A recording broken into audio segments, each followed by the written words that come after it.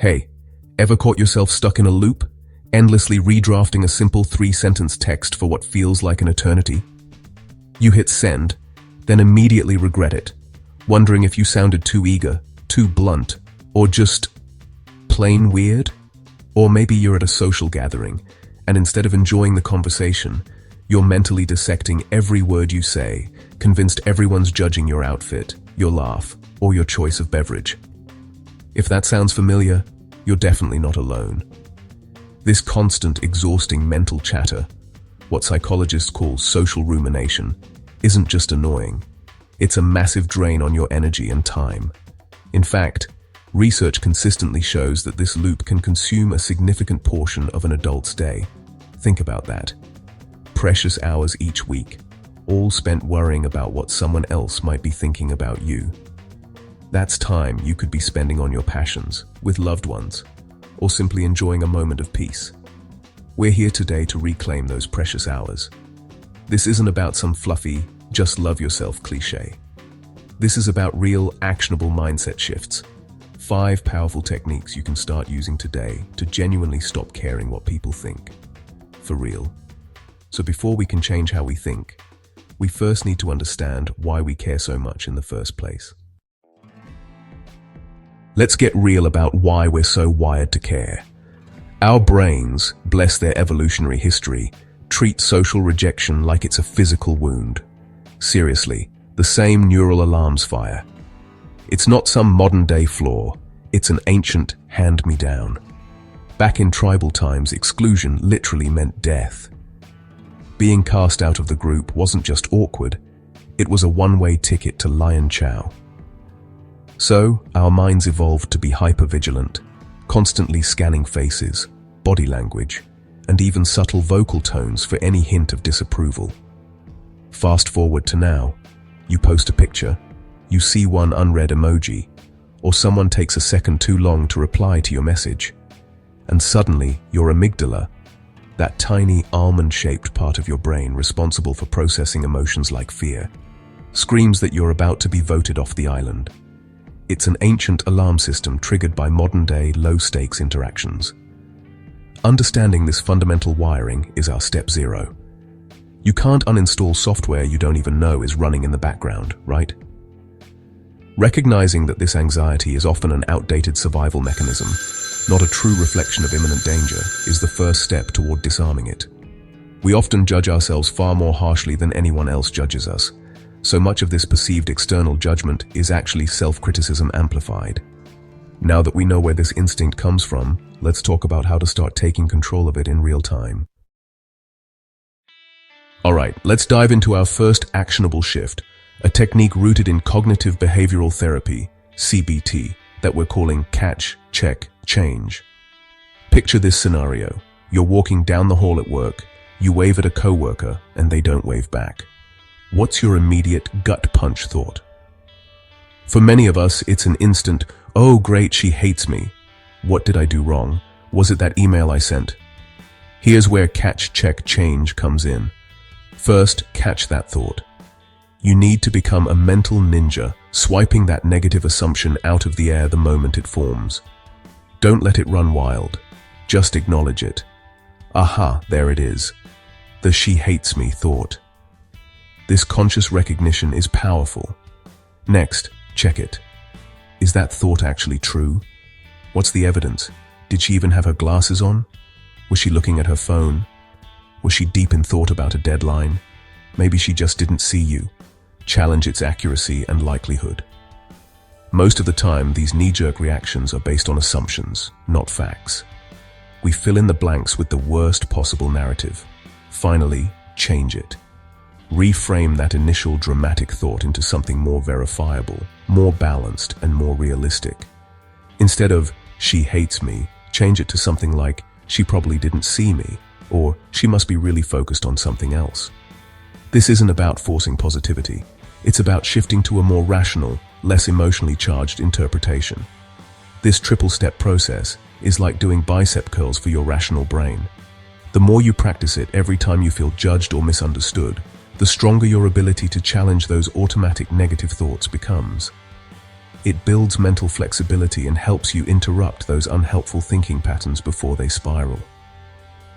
Once you've learned to challenge your thoughts, the next step is to shrink their power by facing them head-on. This one might sound a little counterintuitive, but it's incredibly freeing.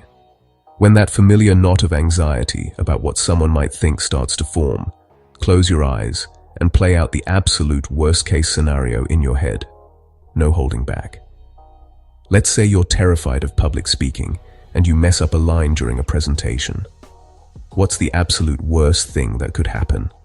Maybe someone laughs. Maybe your boss looks disappointed. Maybe a colleague posts a snarky tweet about your stumble. Go there. Imagine the awkward silence, the whispers, the full cringe. Visualize that catastrophic scenario playing out. Now here's the crucial part. Once the scene is over, open your eyes and ask yourself, will this still matter in 5 days, in 5 months, or in 5 years? Seriously, ask yourself that question. You'll find that 90% of the time, the fallout from someone disliking you, or even openly criticizing you, is embarrassingly small. It's like a tiny pebble in your shoe, annoying for a moment, but not the giant boulder your brain painted, threatening to crush your entire existence. This exercise, sometimes referred to in Stoic philosophy, helps us recognize that most perceived catastrophes are, in reality, minor inconveniences. It helps you create a mental hierarchy of whose opinions truly matter: your close friends, your family, your trusted mentors, versus the fleeting judgment of a stranger or a casual acquaintance.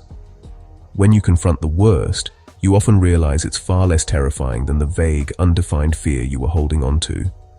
It disarms the anxiety by putting it into perspective. Now that we've disarmed fear, let's shift gears and talk about reclaiming your power. Alright, this next shift is all about taking back your power. Think about it. You can't control quarterly earnings at Microsoft, right? And you definitely can't control Karen's unsolicited opinion about your life choices at brunch. So why are we pouring so much energy into trying to manage things that are fundamentally outside our jurisdiction? Instead, I want you to adopt the mindset of being the CEO of you Inc. As the CEO, you don't waste time on things you can't influence. You focus on your department, your actions, your effort, your attitude, your decisions, and your priorities. Every morning, instead of wondering what others might think, ask yourself, what's on my desk today that I can move forward? What can I actually control and execute on? When you operate like the CEO of you Inc., external chatter, the gossip, the judgments, the disapproving looks, becomes nothing more than background noise. It's like the hum of the air conditioner in your office. It's there, but it doesn't dictate your strategy or your output. This mindset emphasizes personal agency and responsibility.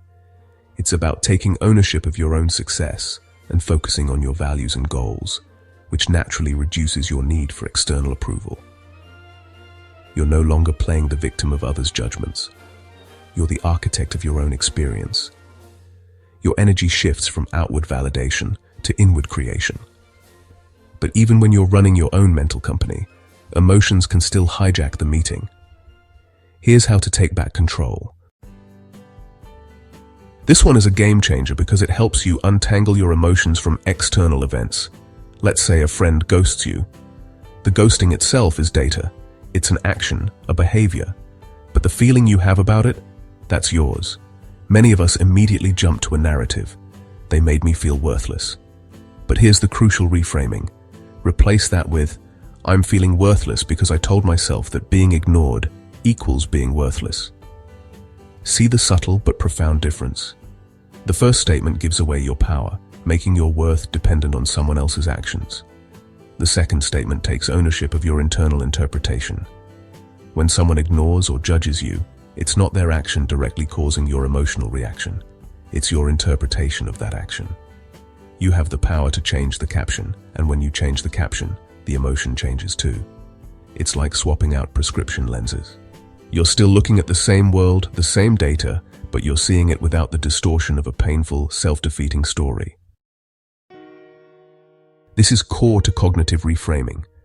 It acknowledges that your feelings are valid, but it empowers you to investigate the thoughts that are creating those feelings. Are those thoughts serving you? Are those thoughts accurate? By changing the underlying thought, you change your emotional response, giving you control over your inner world, regardless of what's happening externally. And speaking of control, let's talk about one of the biggest modern triggers for self-doubt: comparison culture. Let's be honest, in today's world, we're constantly bombarded with reasons to care what people think. Scroll TikTok for 30 minutes and you'll witness 17 seemingly perfect bodies, 3 luxury vacations, and 5 dream lives. No wonder your brain goes into a panic about keeping up, feeling like you're constantly falling short. This constant comparison is a massive trigger for self-doubt and the worry about external judgment. This mindset shift is all about ruthless curation. You need to actively detox your environment from these triggers. First, unfollow accounts that trigger comparison. If a feed consistently makes you feel less than, inadequate, or anxious, hit that unfollow button. It's not personal, it's self-preservation. Second, set a daily limit for social media consumption. Use your phone's built-in tools or a third-party app to enforce it. Those endless scrolls are designed to keep you hooked, feeding your brain a steady diet of comparison and external validation. Third, schedule offline blocks. Deliberately set aside time each day or week where you're completely unplugged. Go for a walk, read a book, engage in a hobby. Reconnect with the real world and your real self, away from the curated perfection of online life. Think of this as installing an ad blocker for your self-esteem. You wouldn't let pop-up ads constantly interrupt your work, so why let comparison triggers constantly interrupt your peace of mind? This also extends to your real-life environment. Surround yourself with people who accept and support your authentic self. Distance yourself, where possible, from consistently judgmental or toxic individuals who fuel your insecurities. Curate your social circle as carefully as you curate your digital one. We've covered the mindset shifts, now let's lock them in with some quick, practical exercises you can implement immediately. Remember, tiny reps compound into identity. Circle activity. Reframing insecurities. Grab a pen and paper. Draw a large circle, like a coin. On the head side, list your top 5 strengths, things you genuinely excel at or appreciate about yourself. Example: good listener, creative problem solver, resilient, empathetic. Be specific. On the tails side, list 5 insecurities you typically worry about others noticing. Example: too quiet, awkward in groups, perfectionist, struggle with small talk. Now, here's the magic. Pick one insecurity from the tails side and actively reframe it into a strength. For example, if your insecurity is public speaking nerves, reframe it as willingness to prepare thoroughly or a deep desire to connect meaningfully with the audience. If too quiet is your insecurity, reframe it as thoughtful observer or attentive listener. This exercise directly applies the catch, check, change principle, helping you see your perceived flaws through a more empowering lens. The next time you catch yourself worrying about someone's opinion, quickly jot down these 3 things. Situation. What happened? Example: coworker didn't smile back. Automatic thought. What was your immediate thought? Example: they think I'm annoying. Alternative thought. What's another, more balanced explanation? Example: they seemed distracted. Maybe they're having a bad day. It probably has nothing to do with me. This quick mental check-in, even without writing it down, helps you build the muscle of challenging those immediate, often negative interpretations. Imagine waking up tomorrow morning without that incessant mental committee commenting on your outfit, your small talk, or your life choices. Imagine the sheer liberation of moving through your day, making decisions, and pursuing your passions, all fueled by your own internal compass, not the fickle winds of external opinion. That freedom isn't some far-fetched fantasy. It's the tangible product of these 5 deliberate choices, practiced consistently, day in and day out. Catch the thought before it spirals. Run the worst-case scenario to expose its emptiness. CEO your focus, investing your energy only where you have control. Own the feeling by taking responsibility for your interpretations, and ruthlessly starve the triggers that feed your insecurity. You don't have to do it perfectly. You don't have to get it right every single time. Do it messy, do it imperfectly, but start now, because your life is way too short and your energy is far too precious to be lived constantly second-guessing yourself in someone else's head. Step into your power, own your narrative, and live authentically. You've got this. If you found this video helpful, give it a like to help others discover these insights. Share it with someone who could use a reminder about healthy relationships. And if you're passionate about self-empowerment and personal growth, subscribe for more content like this. Check out the video on screen now or explore the channel for even more tips and guidance. Thank you for watching.